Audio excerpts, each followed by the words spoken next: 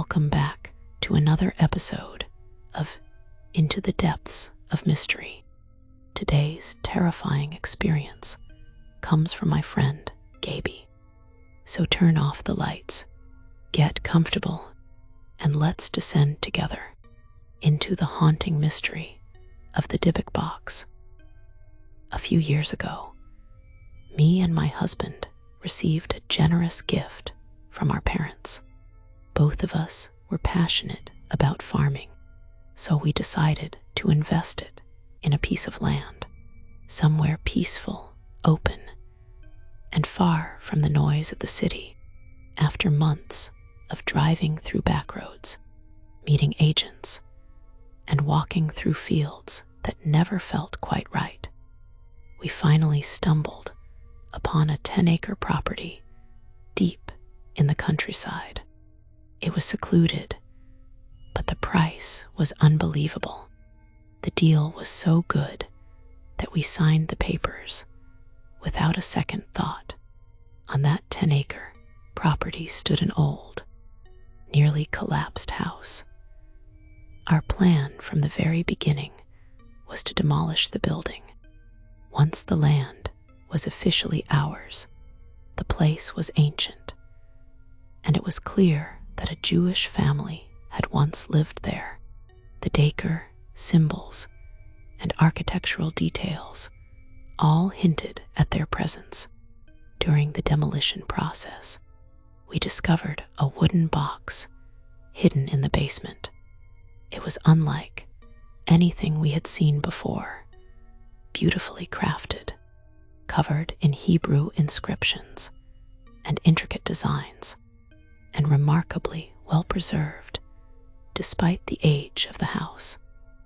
We weren't sure what to do with it, so we brought it to our home and placed it in our basement, thinking it might be useful in the future.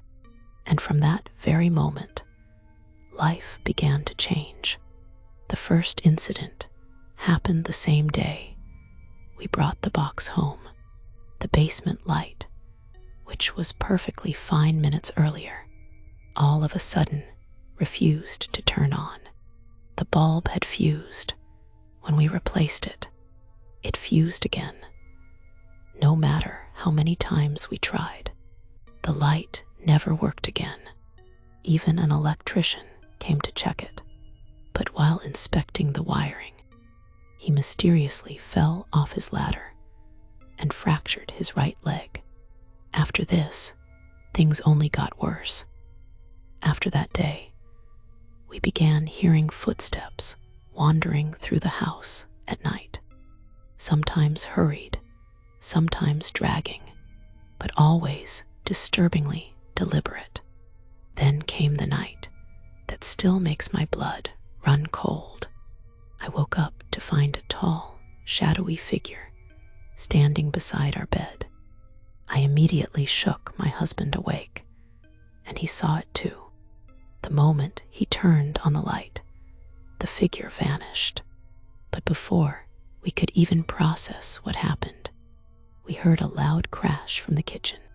We ran downstairs and found every plate from the shelves shattered on the floor.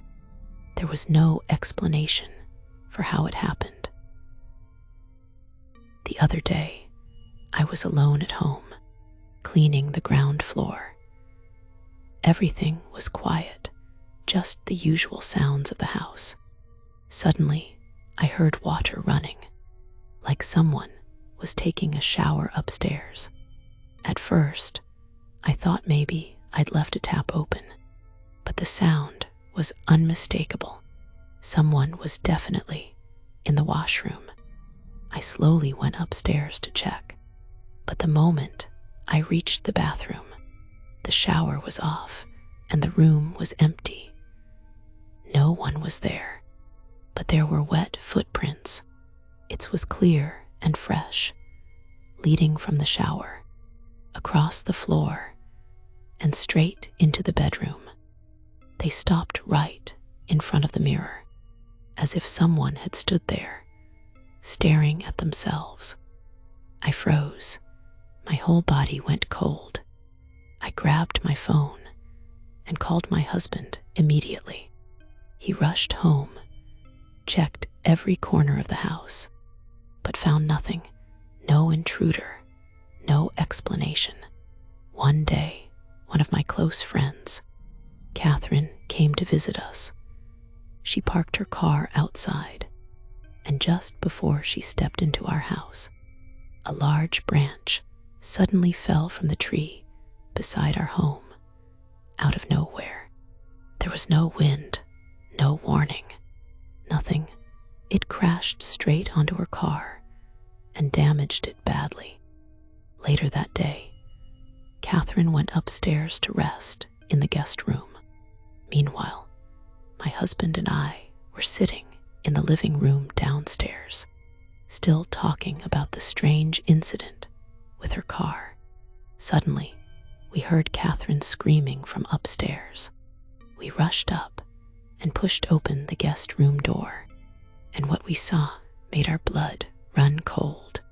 Catherine was lying on the bed, but it looked like something invisible was holding her down, pressing her forcefully into the mattress. She was struggling, her face terrified, and she couldn't move at all. My husband and I grabbed her arms and tried to pull her up, but it felt like some unseen, supernatural force was pushing her down with incredible strength. No matter how hard we tried, we couldn't lift her. After a few moments of struggling, we saw her body begin to stiffen, her eyes rolling back. She was slowly losing consciousness. Within seconds, she went completely limp, and at the exact same moment, we felt it. The pressure holding her down suddenly released.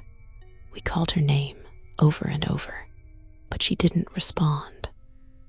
I ran to get water and gently sprinkled it on her face. After a few moments, she slowly opened her eyes.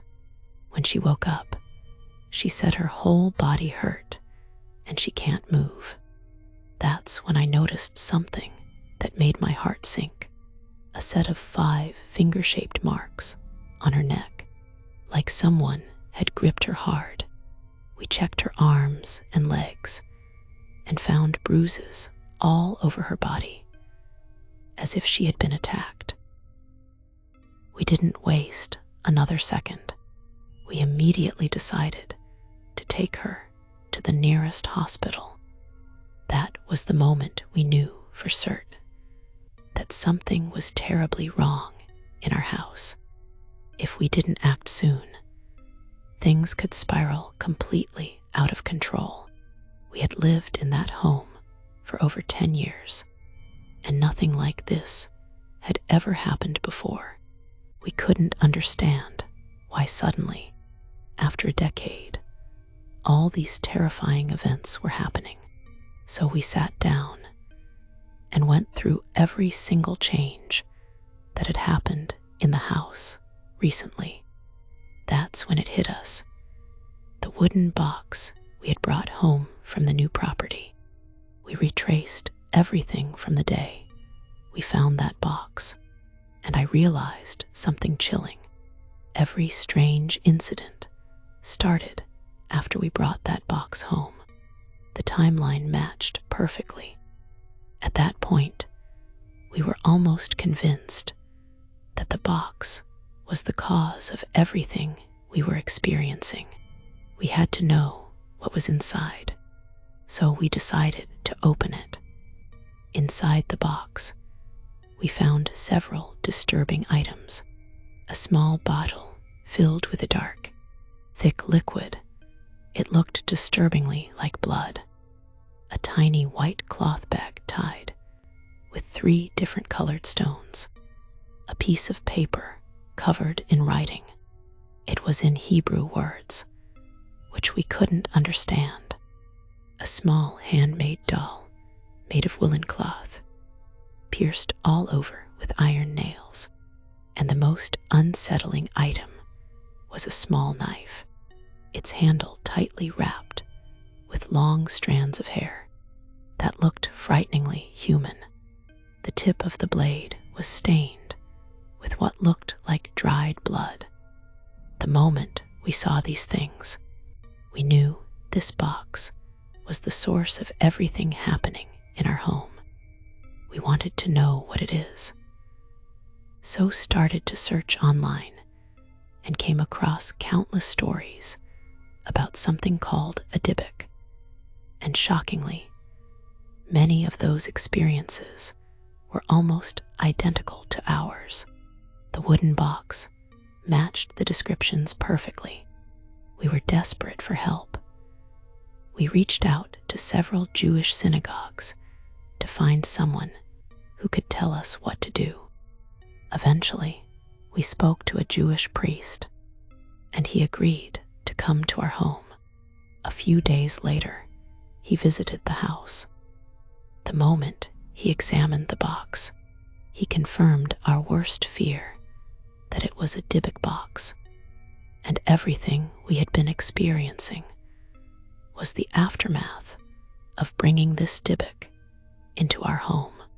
As a solution, he told us that the box had to be taken back to the original property, to the exact place we found it, and it must be kept somewhere completely away from sunlight, undisturbed. We took the Dybbuk back to the property where we originally found it. With the priest guiding us, we dug a 21-foot deep hole in the ground. We placed the box inside, and he performed a series of prayers. When he finished, he covered the Dybbuk box with a white cloth, sealed the pit, and told us it must never be disturbed again.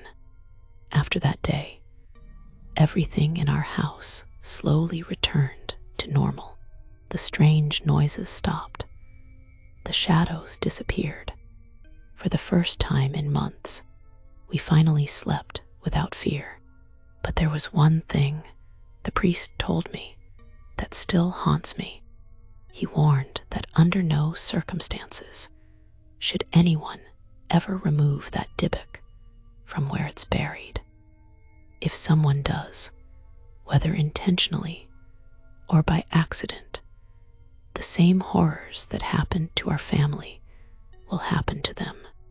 And he said the next time, it could be far worse. It could even cost someone their life. To this day, I pray that no one ever discovers what lies buried there, and that what happened to us never happens to anyone else. And that is the end of our story. If you enjoyed it, please don't forget to subscribe to the channel and let me know your thoughts in the comments below. I'll see you next time with another chilling story.